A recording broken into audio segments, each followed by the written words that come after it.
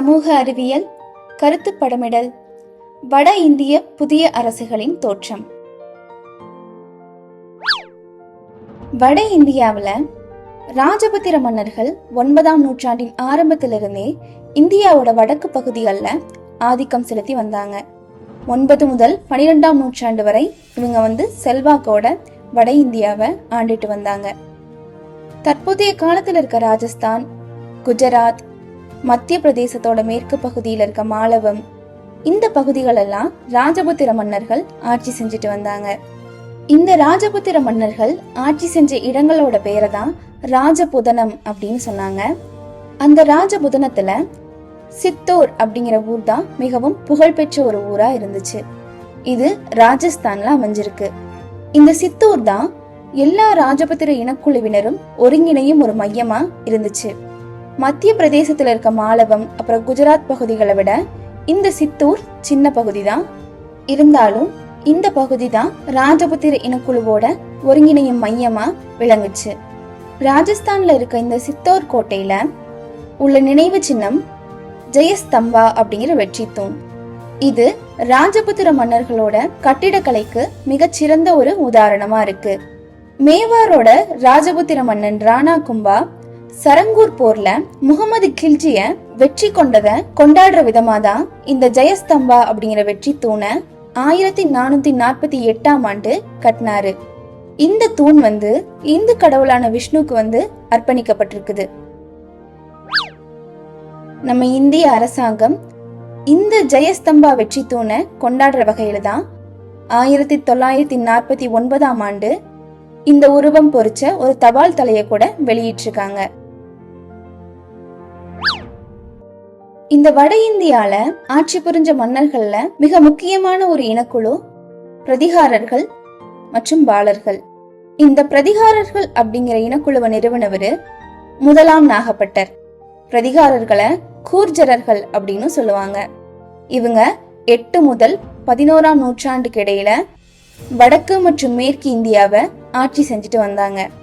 இந்த பிரதிகாரர்கள் தான் முஸ்லிம் வருகைக்கு எதிராகவும் கஜினி முகமதோட படையெடுப்புக்கு எதிராகவும் இந்தியாவோட பாதுகாப்பு அரணா இருந்தாங்க. பாலர்கள். இந்த பால பேரரசை நிறுவனவரு கோபாலன். இவரு 750ஆம் ஆண்டுல பதவிக்கு வர்றாரு. தற்காலத்தில் இருக்க பீகார், மேற்கு வங்காளம், அப்புறம் நம்மளோட அண்டை நாடுகளான நேபாளம், வங்காளதேசம், இந்த பகுதிகள் எல்லாம் 8 முதல் 12ஆம் நூற்றாண்டு வரை ஆட்சி செஞ்சாங்க. பால அப்படிங்கிறது ஒரு வங்காள மொழி சொல். அந்த சொல்லுக்கு பொருள் காப்பவர். இந்த பால அப்படிங்கிற பேர் எல்லா பால பேரரசர்களோட பெயர்களுக்கூடையும் இருக்கும். பிரதிகாரர்கள் மேற்கிந்திய பகுதியிலையும் பாலர்கள் இந்தியாவோட கிழக்கு பகுதியிலையும் வலிமை மிக்க அரசுகளை நிறுவி இருந்தாங்க. 9ஆம் நூற்றாண்டுல ராஜஸ்தான், கன்னௌஜ் ஆகிய பகுதிகள் மேல இறையாண்மை கொண்ட சக்தியா தம்மை கூறிக்கொள்ளும் அளவுக்கு இந்த பிரதிகார அரச வம்சம் வளர்ச்சி பெற்றிருந்தாங்க. இந்த பிரதிகார அரச வம்சம் வீழ்ச்சி அடைஞ்சதுக்கு அப்புறம் தான் வங்காளத்துல பாலர்களும் வடமேற்கு இந்தியால சௌஹான்களும் தங்களோட ஆட்சிய அமைக்க ஆரம்பிச்சாங்க. இந்தியால இஸ்லாமிய காலகட்டம் எப்ப தொடங்குச்சு அப்படின்னு இப்ப நம்ம பார்க்கலாம். இந்தியாவின் மீது முதல்ல படையெடுத்து வந்த இஸ்லாமிய அரசர் யாருன்னா முகமது பின் காசிம். இவரு 8ஆம் நூற்றாண்டுல இந்தியாவோட சில பகுதிகளை கைப்பற்றினாரு. இருந்தாலும் ராஜபுத்திர மன்னர்களோட எதிர்ப்புனால அவரால அதுக்கு மேல இந்தியாக்குள்ள வர முடியல. இதுக்கப்புறமா 10ஆம் நூற்றாண்டோட இறுதியில முகமது கஜினி 16 முறை இந்தியா மீது படையெடுத்து வர்றாரு. கிபி 1000 முதல் 1027 வரை இவர் படையெடுத்து வந்துட்டேதான் இருந்தாரு. இருந்தாலும் அவர் இந்தியால ஆட்சி அமைக்கல. காரணம் என்னன்னா, அவர் இந்தியாவுக்கு படையெடுத்தது எல்லாமே இந்தியாவோட செல்வங்களுக்காக மட்டும்தான். 1025ல சோமநாதபுரம் கோவிலை தாக்குறாரு.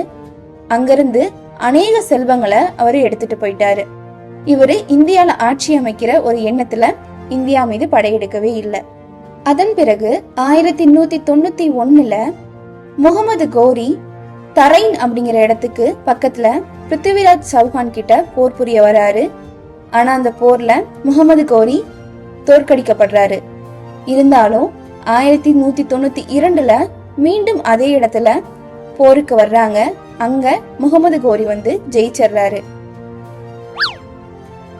என்னதான் 8ஆம் நூற்றாண்டுல இருந்தே இந்தியாவோட சில பகுதிகளை இஸ்லாம் மன்னர்கள் கைப்பற்றி இருந்தாலும் இதுக்கு அப்புறமா தான் இந்தியால இஸ்லாமிய ஆட்சி ஆரம்பிச்சது. 1200ஆம் ஆண்டுல 1200ஆம் ஆண்டு வரைக்குமே கண்ணோஜை ஆண்ட அரசர்கள்ல மிக முக்கியமா யசோவர்மன் 736ஆம் ஆண்டுல ஆட்சி புரிஞ்சாரு. அவரோட எதிர்ப்பின் காரணமாகவும் 10ஆம் நூற்றாண்டோட இடைப்பகுதியில வட இந்தியாவோட பெரும்பகுதியையும் கண்ணோஜையும் ஆண்ட ராஜபுத்திர அரசர்கள், ராஜபுத்திர தலைவர்களோட எதிர்ப்பின் விளைவாலும் இந்தியால இஸ்லாமியர் காலகட்டம் 1200ல தான் தொடங்குச்சு.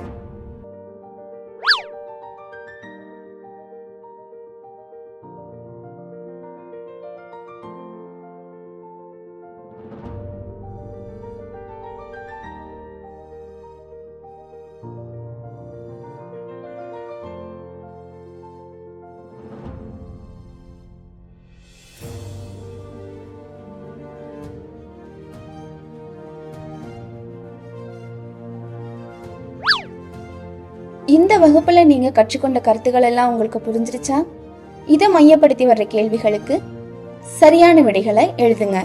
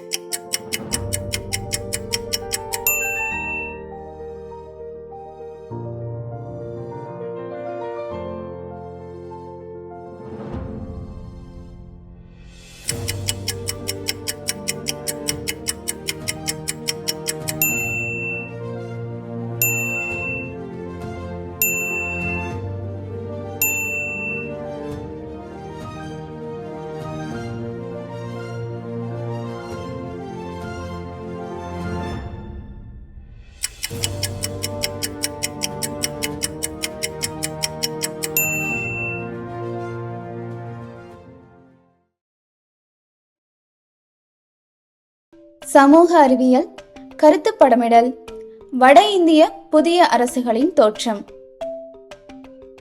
இன்னைக்கு வகுப்புல வட இந்திய புதிய அரசுகள்ல ராஜபுத்திரர்களின் தோற்றத்தை நம்ம பார்க்க போறோம். போன வகுப்புலயே ராஜபுத்திரர்களை பத்தி நம்ம பார்த்தோம். 9ஆம் நூற்றாண்டின் ஆரம்பத்திலிருந்து இந்தியாவோட வடக்கு பகுதிகளில் ஆதிக்கம் செலுத்திட்டு வந்தவங்க தான் இந்த ராஜபுத்திரர்கள். இவங்க 9 முதல் 12ஆம் நூற்றாண்டு வரை இந்தியாவில் செல்வாக்கோட இருந்தாங்க.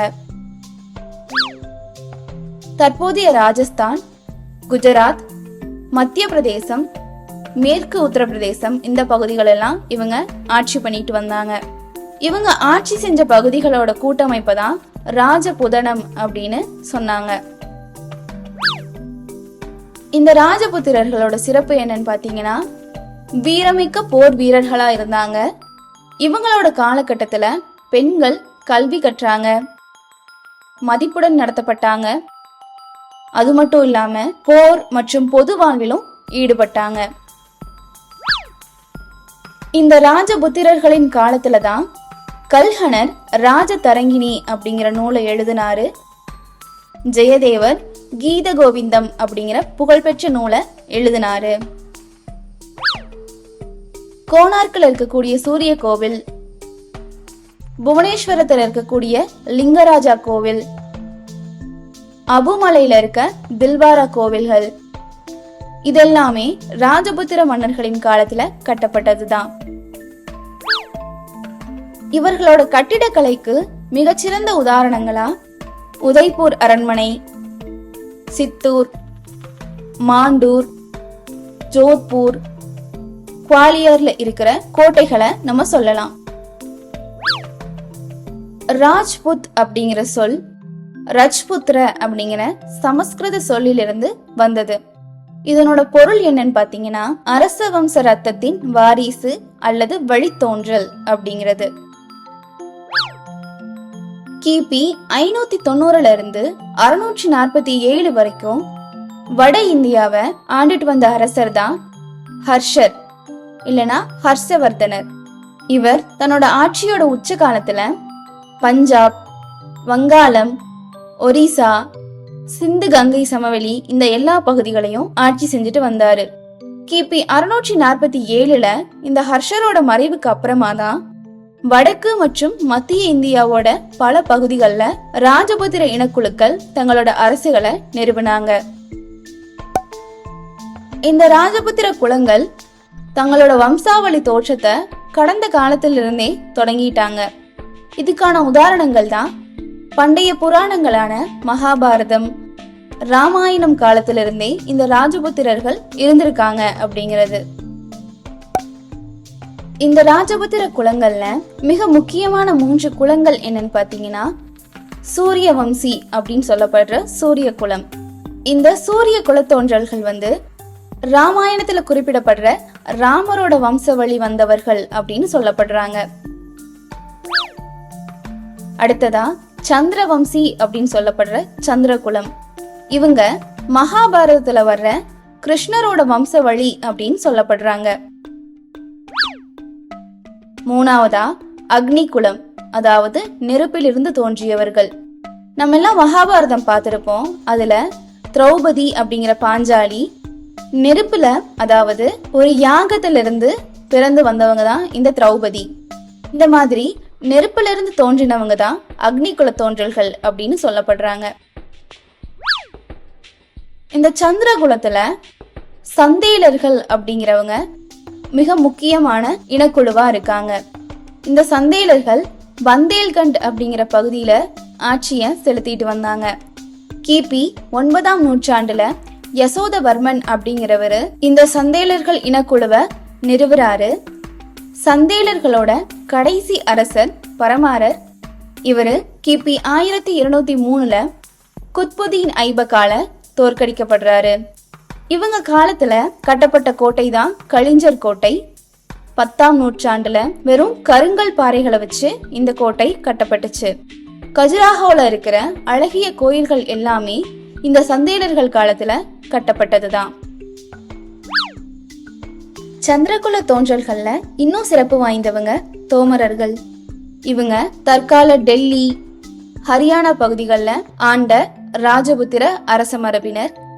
இவங்க 12ஆம் நூற்றாண்டுல சௌகான்களால தோற்கடிக்கப்பட்டு தோமரர்களோட ஆட்சி முடிவுக்கு வந்தது. பல்வேறு வகையான ராஜபுத்திர இனக்குழுக்கள் வட இந்தியாவை ஆட்சி செஞ்சுட்டு வந்தாங்க. அதுல 36 ராஜபுத்திர அரச குலங்களை ஜேம்ஸ் டாட் அப்படிங்கிற கீழ்திசை புலமையாளர் கிபி 1829 பட்டியலிடுறாரு. அந்த 36 ராஜபுத்திர அரச குலங்கள்ல 4 குலங்கள் மட்டும் சிறப்பு தகுதி பெறுது. அந்த 4 குலங்களுமே அக்னி குலத்தை சேர்ந்தவங்க தான். அந்த 4 என்னென்னா பிரதிகாரர்கள், சோழங்கிகள், சௌகான்கள், பரமாரர்கள். இதை எப்படி நீங்க ஞாபகம் வச்சுப்பீங்க? சௌமியாவின் பரம்பரையில் வந்த பிரதீபா சோமனூரில் இருக்கிறாள். சௌமியானா சௌகான்கள், பரம்பரைனா பரமாரர்கள், பிரதீபானா பிரதிகாரர்கள், சோமனூர் அப்படின்னா சோழங்கிகள். அப்போ சௌமியாவின் பரம்பரையில் வந்த பிரதீபா சோமனூரில் இருக்கிறாள். இந்த வாக்கியத்தை வச்சு இந்த 4 அக்னிகுல தோன்றல்களையும் நீங்க ஞாபகம் வச்சுக்கணும். பிரதிகாரர்கள். இந்த பிரதிகாரர்கள் வம்சத்தை நிறுவனவர் முதலாம் நாகப்பட்டர். பிரதிகாரர்களை கூர்ஜரார்கள் அப்படின்னு சொல்றாங்க. இவங்க கிபி 8ஆம் நூற்றாண்டுல இருந்து 11ஆம் நூற்றாண்டுக்கு இடையில வடக்கு மற்றும் மேற்கு இந்தியாவை ஆட்சி செஞ்சாங்க. அடுத்ததா சோழங்கிகள். இவங்கள சாளுக்கியர்கள் அப்படின்னு சொல்றாங்க. ஆனா தக்காணத்தை ஆட்சி செஞ்ச சாளுக்கியர்கள்ல இருந்து இவங்க வேறுபட்டவங்க. இவங்க கிபி 940 இருந்து 1244 வரைக்கும் குஜராத்ல இருக்க பதான் மாவட்டத்தை தலைநகரா கொண்டு ஆட்சி செஞ்சுட்டு வந்திருக்காங்க. இத நிறுவனவர் பேரு மூலராஜன். கிபி 1026 அலாவுதீன் கில்ஜியோட குஜராத் படையெடுப்புக்கு பின்னாடி இந்த சோழங்கிகளோட ஆட்சி வீழ்ச்சி அடையுது. அடுத்ததா சௌகான்கள். இந்த சௌகான்களும் வட இந்திய ராஜபுத்திர அரச குலங்கள்ல ஒருத்தவங்க தான். இந்த சௌகான் அரச குலத்தை நிறுவனவர் மாணிக் ராய். சௌகான் அரச குலத்திலேயே மிகவும் புகழ்பெற்ற மன்னர் யாருன்னா, தில்லியை தலைநகரா வச்சு மேற்கு மற்றும் மத்திய இந்தியாவை ஆண்ட மன்னர் முதலாம் பிருத்திவிராஜ் சௌகான். இவரோட புகழை தான் பிருத்திவிராஜ ராசோ அப்படிங்கிற புத்தகத்துல சந்த் பர்தாய் எழுதியிருந்தாரு. அடுத்ததா பரமாரர்கள். இவங்க பவாரை சேர்ந்தவர்கள். இந்த பரமாரர்கள் வம்சத்தோட புகழ்பெற்ற மன்னர் ராஜா போஜ். இவரு கலை, இலக்கியம், அறிவியல் போன்ற துறைகள்ல புரவலரா இருந்தாரு. இவரோட ஆட்சி காலம் கிபி 1010 இருந்து 1055 வரைக்கும் தாரா அப்படிங்கிற இடத்த தலைநகரா வச்சு ஆட்சி புரிஞ்சிட்டு வந்தாரு. இவரோட ஆட்சி வடக்கே சித்தூர்ல இருந்து தெற்கே கொங்கன் வரையிலும், மேற்கே சபர்மதி நதியிலிருந்து கிழக்கே விதிஷா வரையிலும் இருந்துச்சு. இவரு கோபால் நகருக்கு அருகில 250 சதுர மைல் அளவுல ஏரி ஒண்ணு கட்டினாரு. அது மட்டும் இல்லாம தாரால சமஸ்கிருத கல்லூரி ஒன்னையும் நிறுவினாரு. இவரோட ஆட்சியும் அலாவுதீன் கில்ஜியோட படையெடுப்பால தான் வீழ்ச்சி அடைஞ்சது.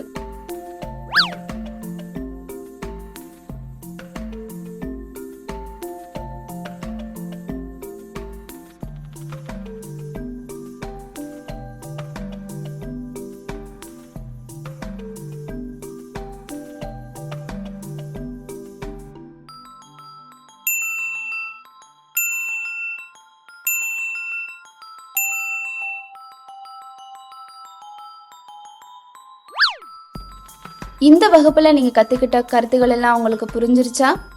இதை மையப்படுத்தி கேட்கப்படுற வினாக்களுக்கு சரியான விடையளிங்க.